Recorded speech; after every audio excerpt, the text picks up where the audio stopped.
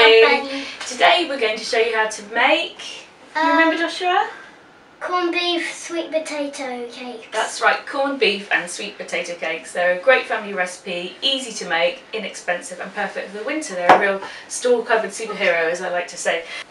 Okay, so the first thing you need is a tin of Prince's corned beef, so 340 gram tin. Now, Joshua, I'm going to put this on your face. Is that hot or cold? Cold. Cold, that's because it's been in the fridge overnight, so you want to chill it in the fridge overnight, makes it much easier to cut up.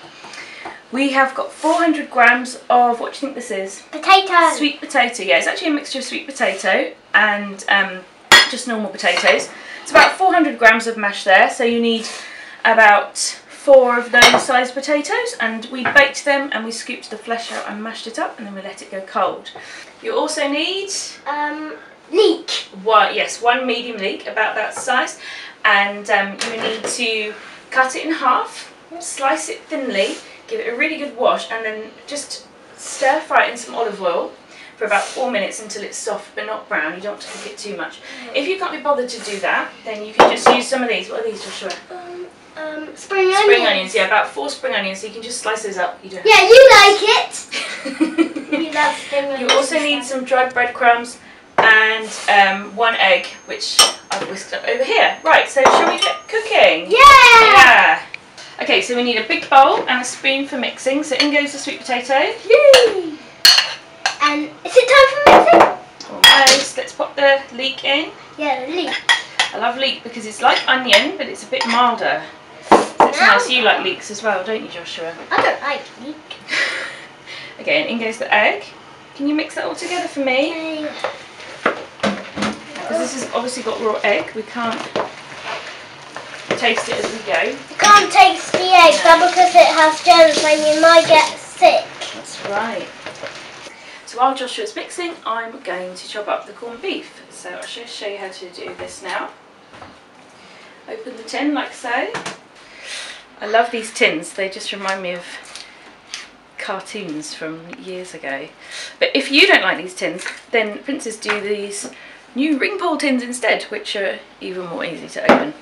So just cut it into slices about a centimetre thick, like that. Stack them all up. Cut them into strips about 1 centimetre thick.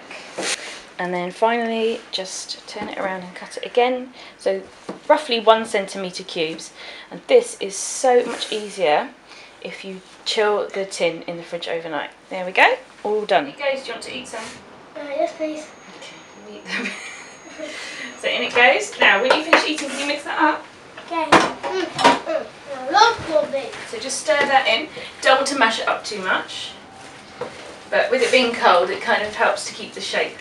Okay, finally we're going to put a tiny bit of smoked paprika in, just a tiny pinch, about 1/4 teaspoon. In it goes, Joshua. You can use black pepper if you prefer, or just leave that out. And Can I dip it up? Yeah, you dip it in, and then we also need about sort of 3 tablespoons of dried breadcrumbs in, just to enough to stiffen the mixture. So you might need a little bit more. Go and give it a good old mix. For example, if you use some leftover mashed potato for this, it might be a bit more soggy and you might need a little bit more breadcrumbs, so just enough to stiffen the mixture. So now's the fun bit. This is where we get messy. So we've washed our hands, haven't we? Yeah. So our hands are nice and clean, our sleeves are rolled up, and we're going to shape these into little patty shapes. So do we need to grab them? we do need to grab them. So I want you to just dip your hands in this water. This makes it a lot easier. If your hands are a little bit wet, it makes it much easier for rolling. So here's our mixture. Just gonna dip some more hands in my water. So we're going to divide it into roughly 4, and then make it into a ball. And then Joshua, can you shape that into a burger for me? A burger shape. What burger shape? And I'll do one. You know, like a burger shape, like this. What do we? Okay. Yeah, so round and then flatten it like that. Okay. There we go. Then we're going to dip it in some more breadcrumbs. So, okay, if you make that into a bit of a burger shape. Yeah, burger shape. Yeah, and while Joshua's doing that, I'll just show you a little trick. So this is my baking sheet ready for when I put them in the oven. Instead of greasing the tray, I just put breadcrumbs all over the tray. Yeah, breadcrumbs. And it just stops it from sticking and it keeps the Can I do another burger, please, Mummy? Yep, you can. Thank you.